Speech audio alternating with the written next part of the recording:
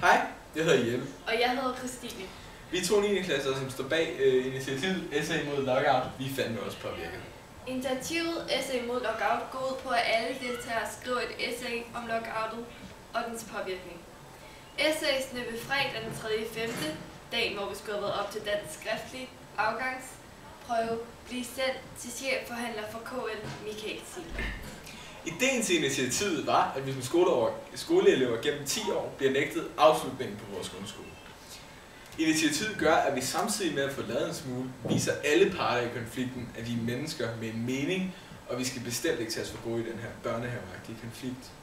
Så meld dig ind i kampen og del det her med alle dine venner. Linket det kan du finde hernede i beskrivelsesboksen. Deltag i begivenheden. Og støt op om det her. Og vis din mening. Ja. Tak. Mange tak.